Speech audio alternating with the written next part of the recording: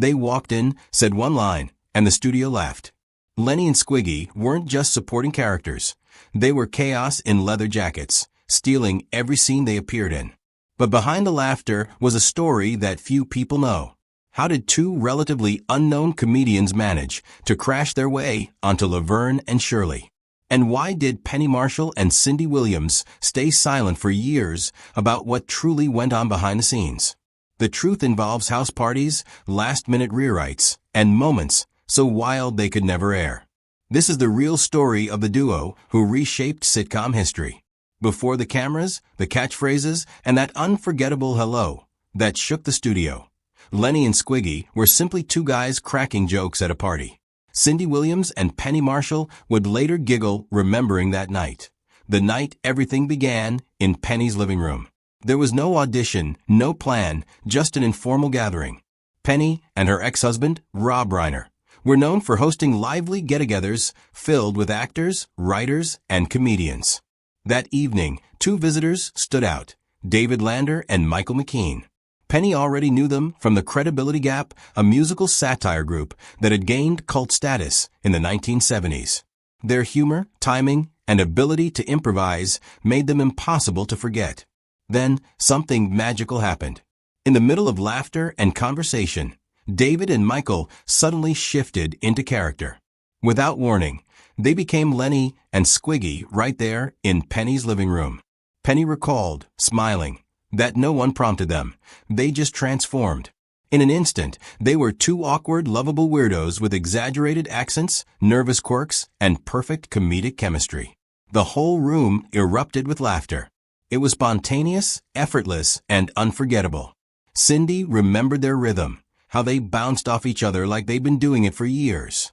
It wasn't just funny, it was electric. Penny saw raw comic instinct at work. She noticed how they moved, interrupted each other, and used silence to amplify the humor. The timing was perfect. Laverne and Shirley was still finding its identity. A rowdy sitcom about two best friends trying to make it on their own. The show rested on the chemistry between Penny and Cindy, but producer Garry Marshall, Penny's brother, wanted more. He needed characters who could burst in, shake things up, and leave the audience gasping with laughter. Penny knew exactly who to recommend. "You have to check these two men out," she told him. The next day, David and Michael were invited to the set. There were no formal tryouts or screen tests, just a chance to perform. When they stepped onto the soundstage, it was déjà vu. Just like in Penny's living room, they took over the room instantly. The laughter was nonstop. They were strange, unpredictable, and completely sincere in their absurdity. Cindy described it as catching lightning in a bottle.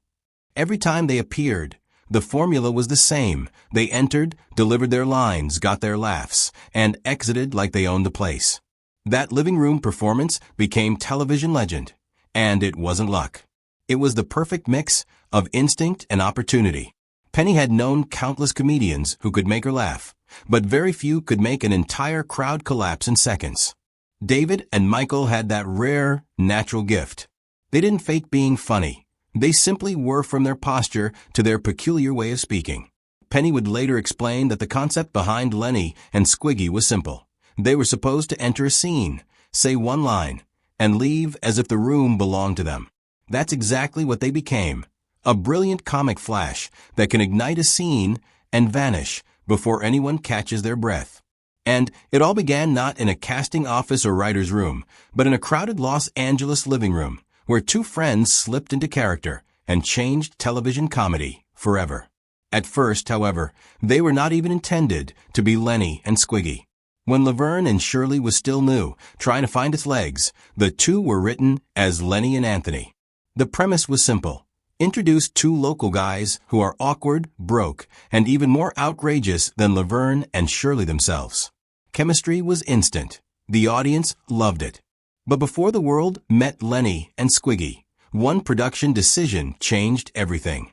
As Penny Marshall explained, the character of Squiggy didn't even exist at first. The original partner was Anthony, an Italian neighborhood guy meant to appear in just one episode. It was Lenny and Anthony, Penny said. But the show already had plenty of Italian characters.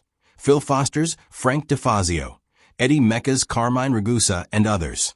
The producers decided they needed something new. So Anthony was scrapped and Andrew Squiggy Squigman was born. The same comedic team stayed, but with a fresh identity. And that twist of fate turned two improvisational comics, from a living room act, into one of television's most unforgettable duos. That single creative decision altered everything about Laverne and Shirley. Suddenly, Squiggy was no longer Italian. He morphed into something that can best be described as a loose mix of either German or Eastern European origin, depending on the episode. But the nationality in itself didn't matter. It was all about the sound. The name Squiggy leapt off the tongue. Strange, sharp, and cartoonish in ways that made an impression in minds. It paired perfectly with Lenny's more natural, everyday delivery. There was much more than a superficial name change here. This gave them freedom to be larger, wilder, and far more unpredictable. Their strangeness wasn't bound to culture or accent. They just were. They became the personification of lovable madness. And at that, the audience could feel it.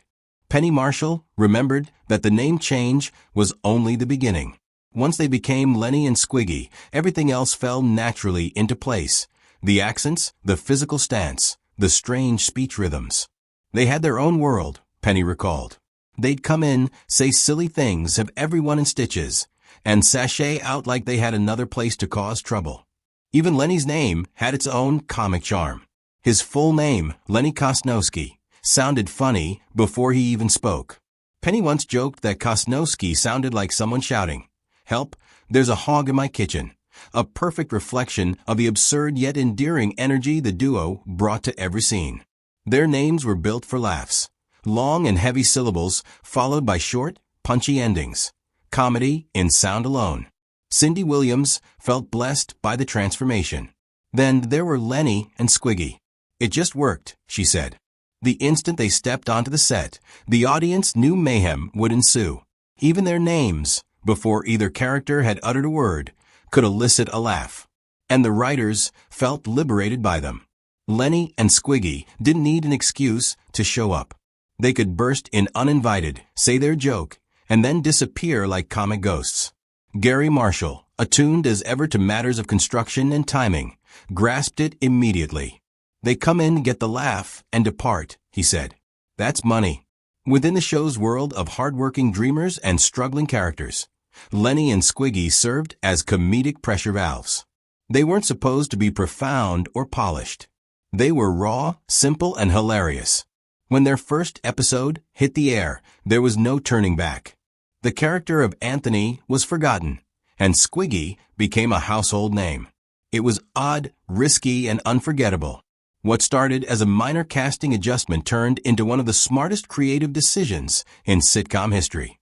Because once Lenny and Squiggy burst through the door yelling their trademark hello, no one cared who they were originally supposed to be.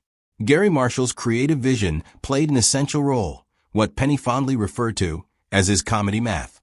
When she first introduced David Lander and Michael McKean to her brother, she knew they were funny, but Garry saw something deeper. He didn't just see two talented clowns. He saw a missing piece of his sitcom formula. To Garry, every great comedy was built like an equation. There needed to be contrast, characters climbing towards something better, and others that reminded them just how far there was to go. It wasn't an insult, it was structure. Laverne and Shirley were lovable underdogs, two working-class women chasing dreams in Milwaukee. But even the most relatable dreamers needed someone beneath them on the social and comedic ladder, someone louder, messier, and more ridiculous. That's where Lenny and Squiggy fit perfectly. "Someone's got to be worse than you," Garry explained. They were the wild cards, the comedic shockwaves who crashed through the serious moments with perfect timing. Whenever Laverne and Shirley's stories got sentimental or tense, Lenny and Squiggy would suddenly appear and break the tension, sending laughter soaring. Garry's genius lay in precision.